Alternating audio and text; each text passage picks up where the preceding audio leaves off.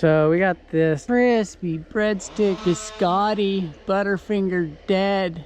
That wood, you don't trust that stuff, okay?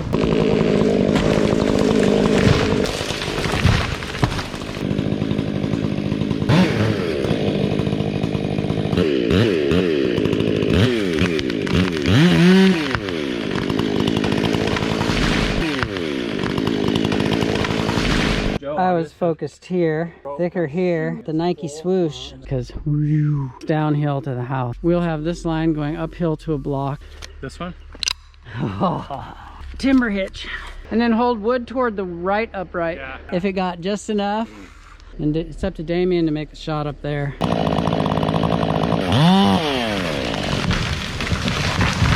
Crushed it! Don't leave me hanging. That was just a test.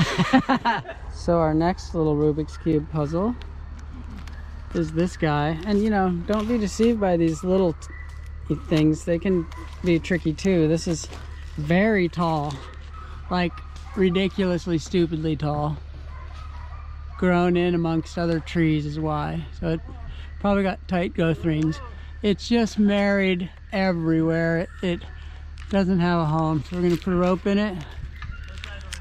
We're gonna try to take it, smash it through with a pole line out through here. Probably a good chance it hangs up and the top breaks or something, but we're not gonna climb up there. I think we can figure it out without climbing. Nothing like running a cheese cutter through your hand with no gloves. So this is the type of deal where you cannot base tie. No. See all these little stubs? That's what I'm over, is one of those 3-inch stubs up there on the back. So if you just base tied over that, you'd end up breaking that off and bad things. So this is a scenario where you just make a running bowline down here and pull it up.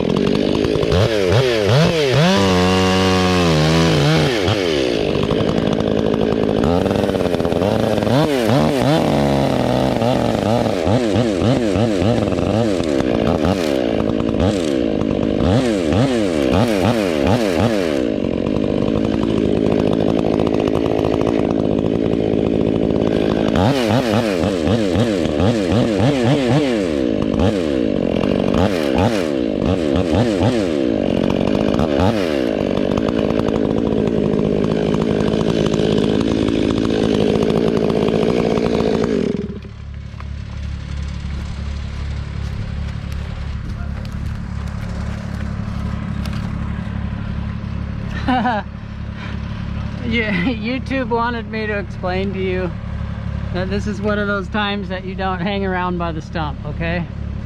Good luck, little camera. Let me go out to the side of it so I can give my audience the benefit of the side view here. These are septic things here. I'll stand by the house because I know the house is safe because we're not allowed to hit the house, right?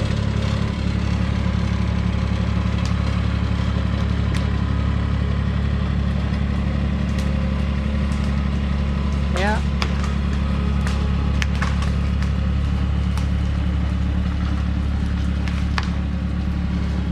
Yeah.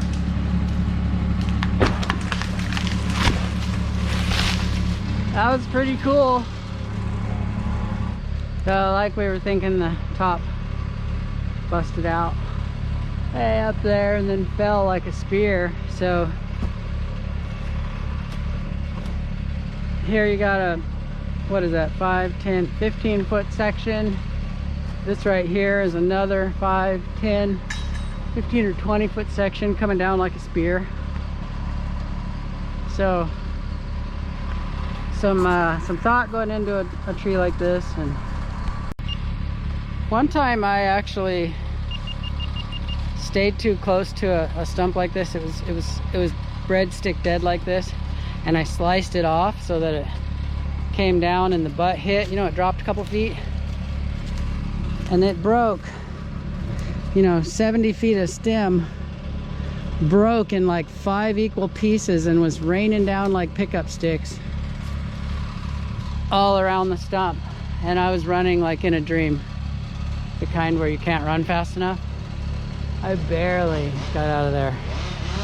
So that was a learner. These pines start to look like this, where they break off like that. I mean, this is actually a little better than some of the stuff near the left side. But this, that's what I mean when I say biscotti, butterfinger, you know, dry breadstick type of constitution. That's bad fiber.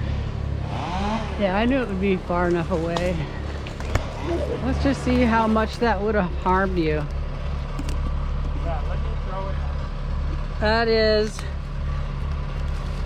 this deep into the ground, Damien. Dude, it was That would be vampire death. Wooden stake. Okay, YouTube, so here we are again. We have a throw line. And we gotta get thrown up through this little cedar here. See, way up to the top, okay? And we're just gonna take a line and tie this back, because this here, these are the uprights. This fir and this pine, these are the uprights. And we don't really want to rake all the limbs off of the cedar if we can help it as we go through here. So we thought maybe we'd tie this back. It's a reasonable effort. We're gonna pull this line up in there and then base tie it and then run it over here somewhere and pull on it and just hold the tree back out of the way a little bit.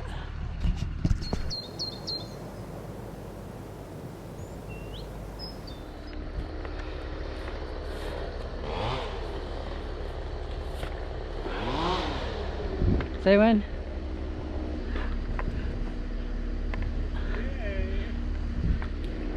Gotta use it all up. Alright, let's go look and see what kind of hold back we put on it. Damien, you never said nothing about me having to cross creeks and stuff. So you see it now. It'll suffer less now if Damien puts it in the right spot, which is between these two goalposts.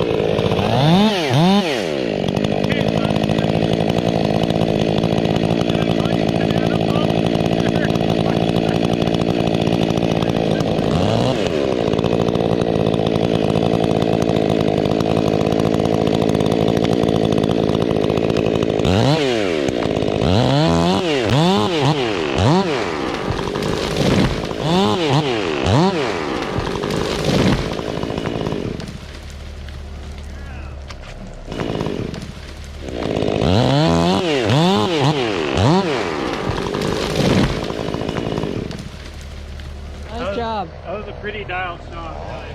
Nice job. And look, all that work we did was worth it, because that tree would have been wrecked.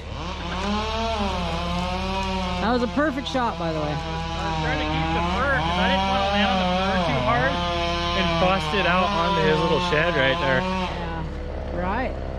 Good That point. Good job. was a big thought of mine. Yeah. So what he's saying, YouTube, is he needed the center as much as he could, but he didn't want to be too far this way, and if he slapped that little fir tree too hard, he would knock that little fir tree on that delicate little shed, which is made of canvas. And it's in some really loamy, creaky soil, so it's like, I can just see that thing coming down like this and just blazing it. And I don't know what's in the garage either, so. Yeah, like in a Harley or something.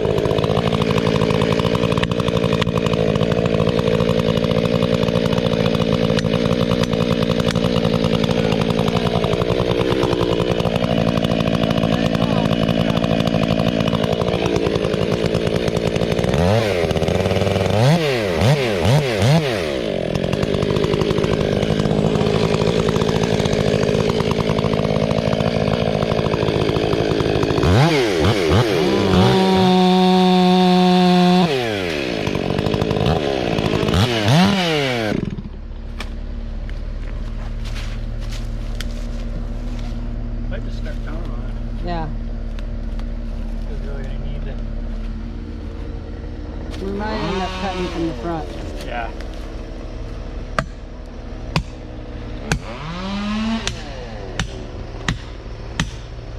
Yeah, it's going. You get a good command of it here. Real good.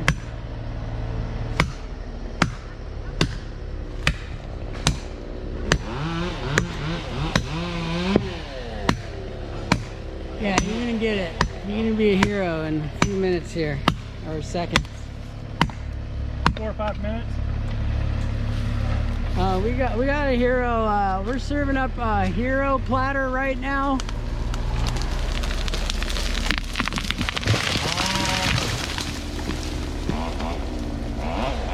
Super awesome shot. Good job. Yeah. Very well executed. Thanks. Where I wanted it was just up from the ground. There is no collateral damage. You'll have to fish it out of there, but there is no collateral damage. All right, now my turn.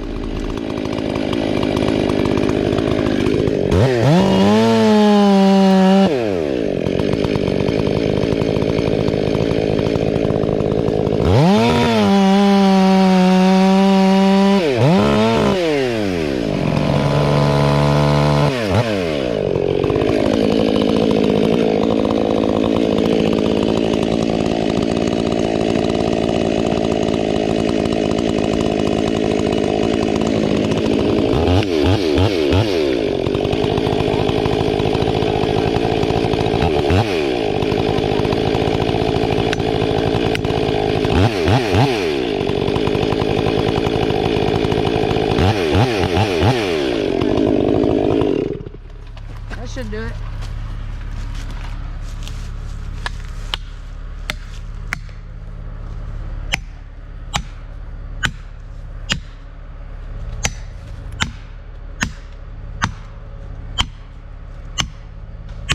So YouTube, with a little bit bigger diameter on this tree, we didn't have to do the back cut first. We had room to get a wedge started behind our bar.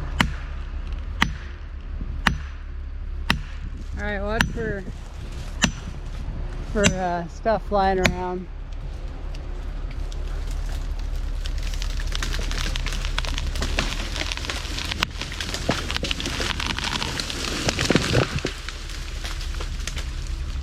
That was like the slow fall contest winner.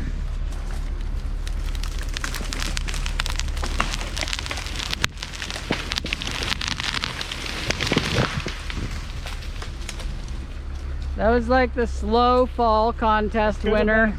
Hey YouTube, this one that I'm going to do is too dinky, so August is gonna stay down here while I go up for it. They always look small from far away, but it's probably bigger than the last one he just did. But you have to be up here to see that. I knew this. Oh. Hoo-wee. Hoo doggies. I almost took myself out. Okay. Yeah, it's pretty steep, YouTube. I took 3 steps and August is down there.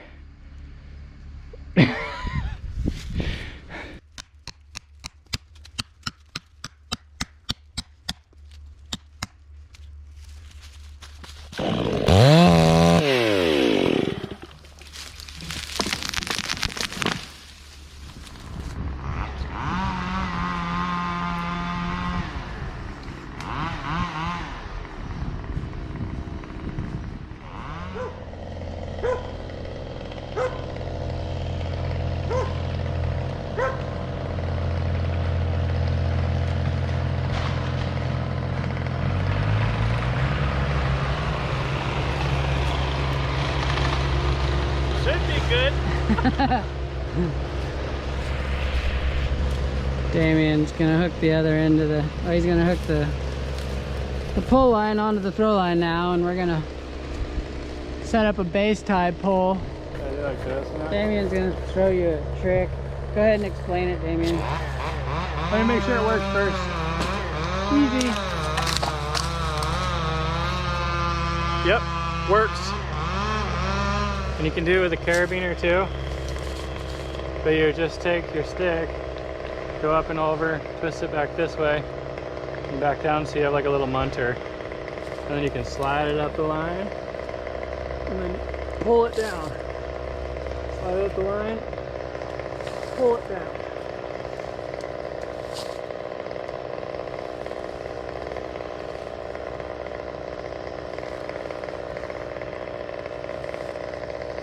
Super cool, dude. No, you. You can choose no on the cheese cutter of your hand. Leave like 4 fingers on the ground after every throw ball shot. Get rid of this ASAP. Nice job. I don't think I've ever done that with a stick. Really? No, I've done it with the carabiner though. Yeah. Usually I just grab a pair of gloves. Yeah. So sometimes in tree work you have to tie 2 ropes together, but if you're a commercial fisherman, a crabber like I was, you can tie the carrick bend like this. You can kind of see what's going on because I got 2 different color ropes here. That's what it should look like when you're all done. Like this. I can show it to you again if you'd like. Okay. First thing you're going to do is take one end and you're going to make yourself one of these. Okay? Take note of how that looks. See? Like this.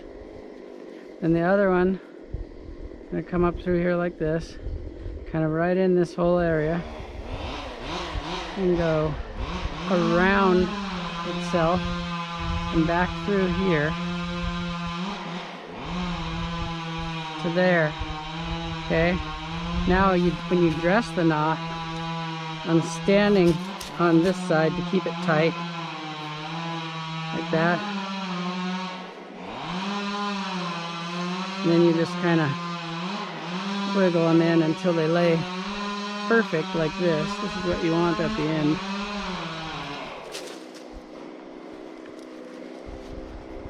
That's it. Steep ground, and the tree definitely leans pretty good down the hill, which would just be a nightmare. Now we have it base tied here, see? So the rope is going, it's tied here, it's going up the back of the tree, way up to where I threw it over and it's going over some limbs and down out to the block, and then it's going from the block down to the skid steer.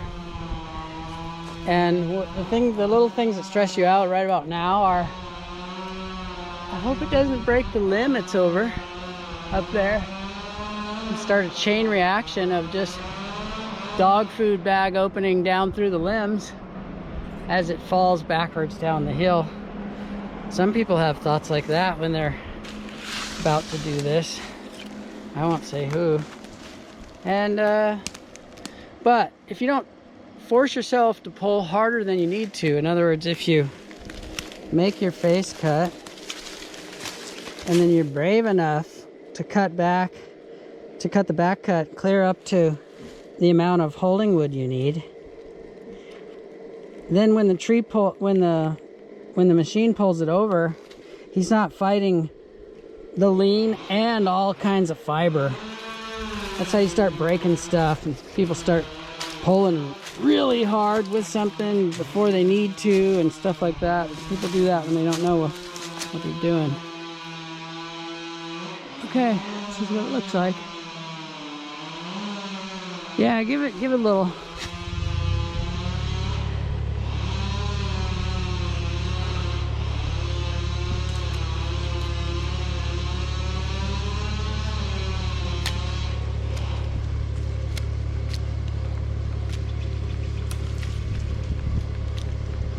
That's enough for now.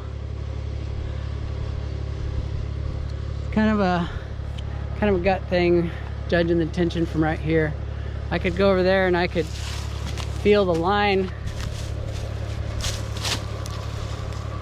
and I can tell you that that's a pretty good amount for right now, just by experience. Now we'll make a face cut, and this is actually hopefully will be heroic when we're done, but it's a little hard because there's this very skinny window and there's a lot of limbs. We want to come through here, and at the end of it I would love if there were no trees tipped over. You know, they're going to be brushed really hard, but I'd really like it if they weren't tipped over at the end, which means it really needs to be accurate. And even if it's accurate, we'll be like, good luck, little tree.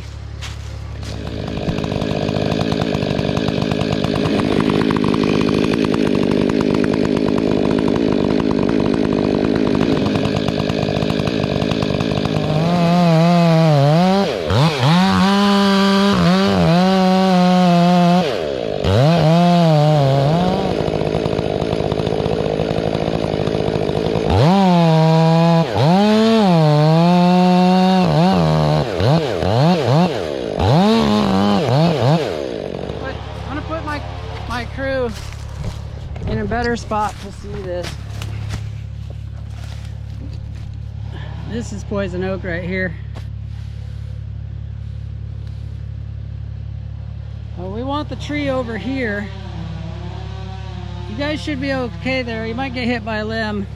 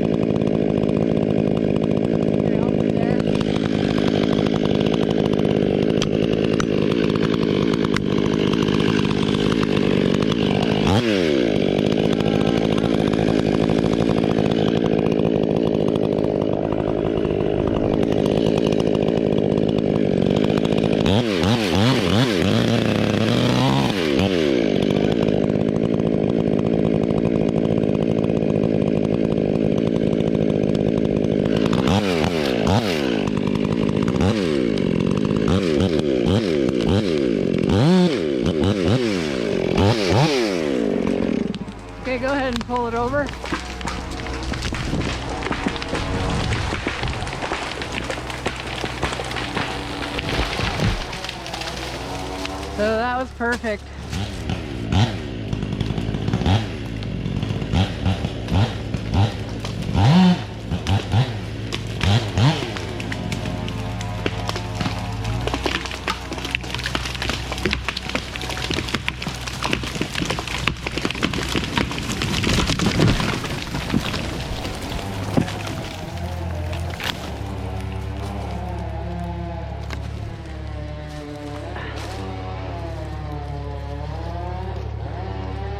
Maybe you guys want to see what it looks like where the rope went over the tree. I'll show you that.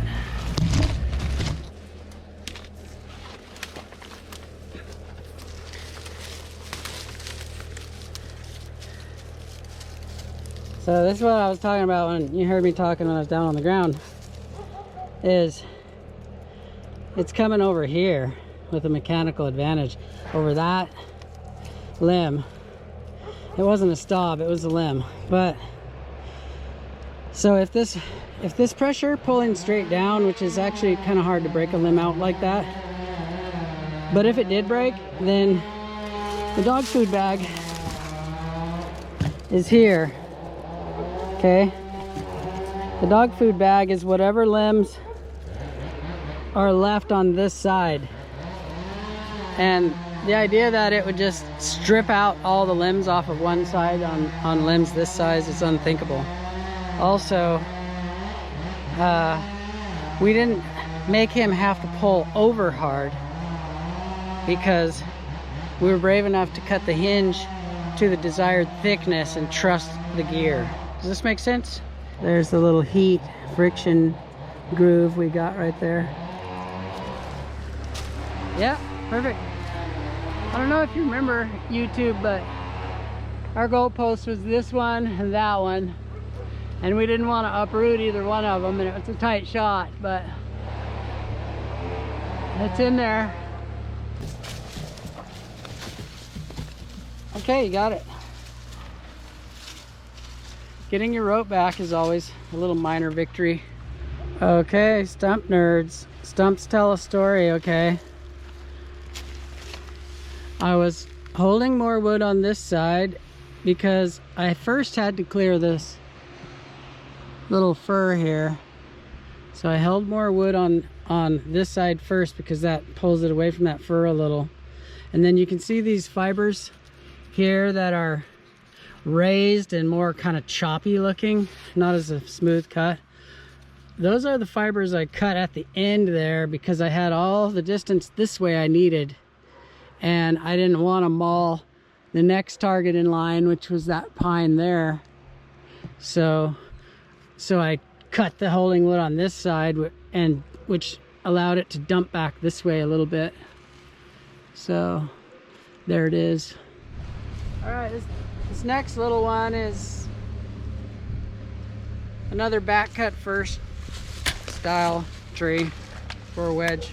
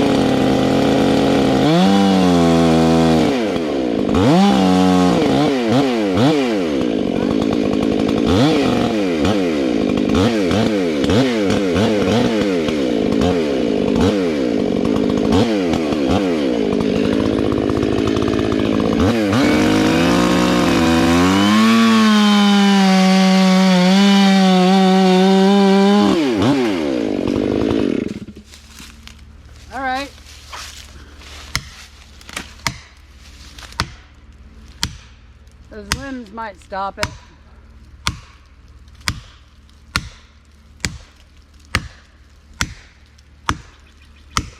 All right, yeah. I could see it. When you're making your face cut, I could see it. Yeah.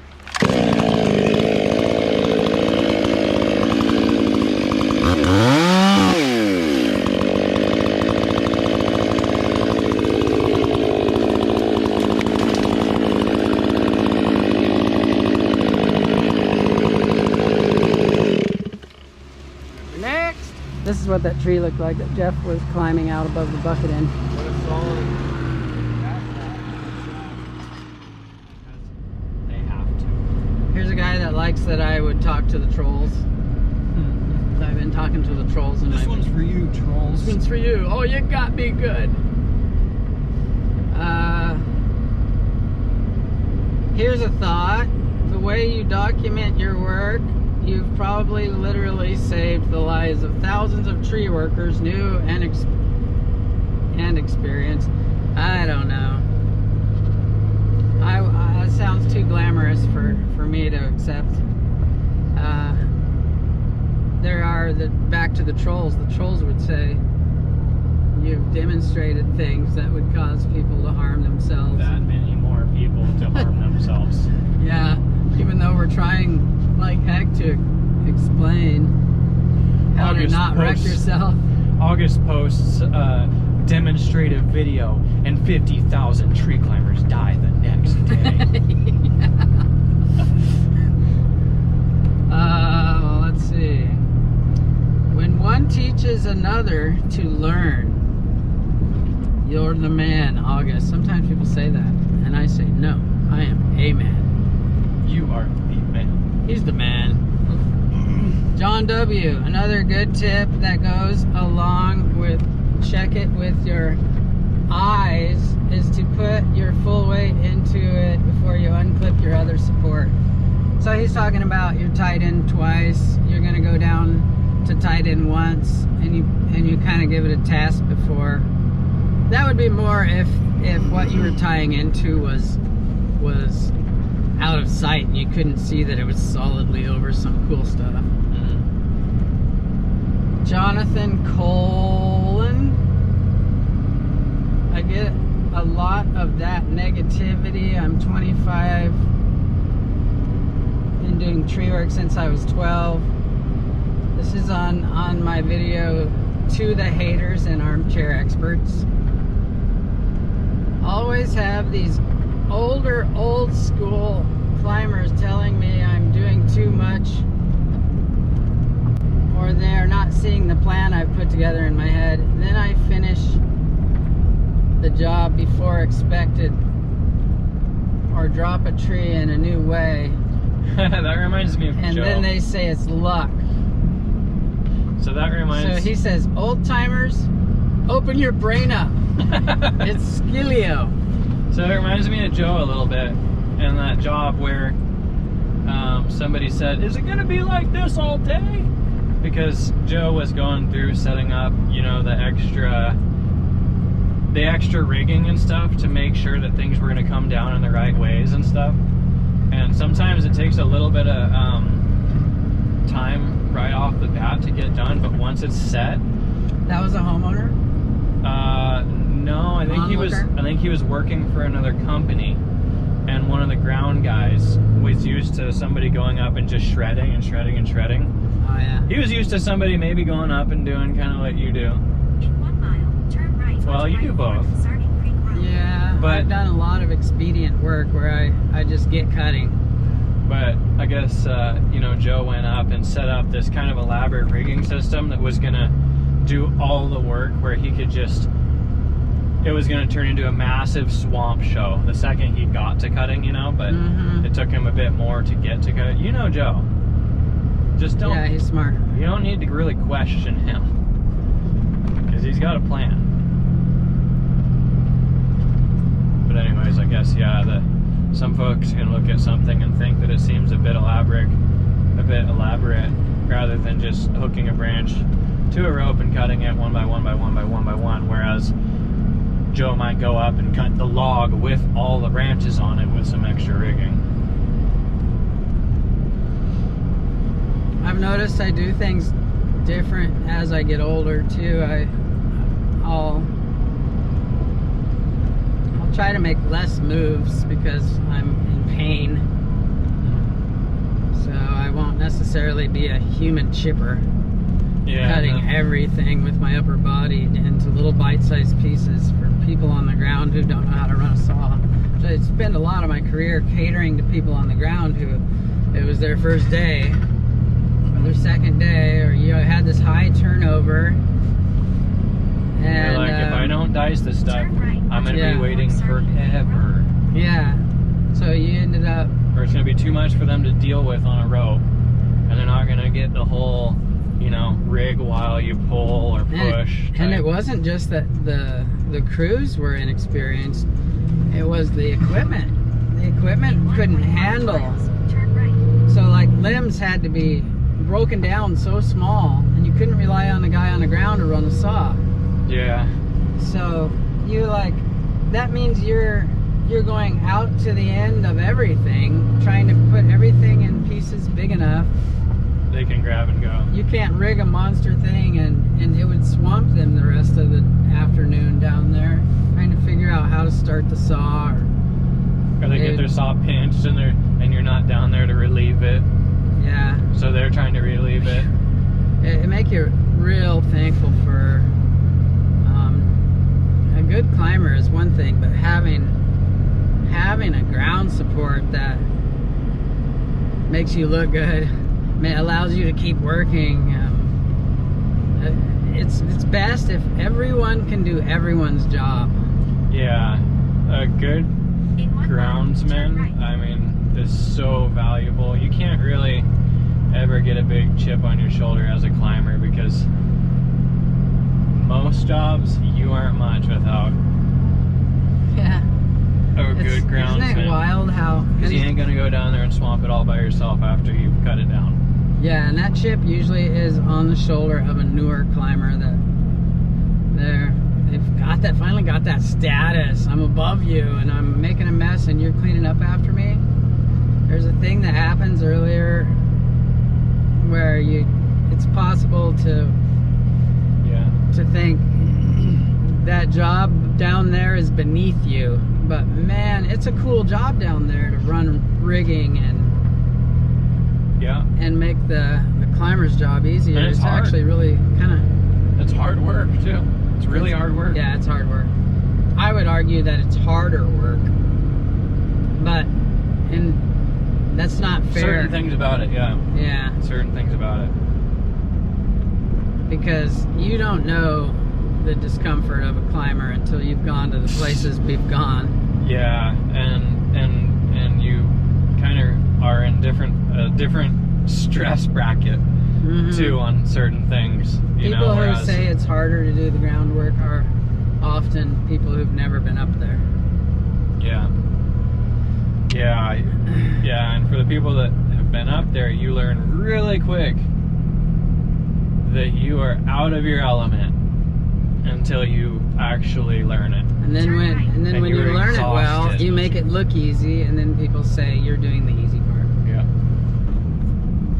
All right, let's hang So, this up and get to work. We're here. I gotta call Jeff and tell him to go to the left on the other side of this bridge.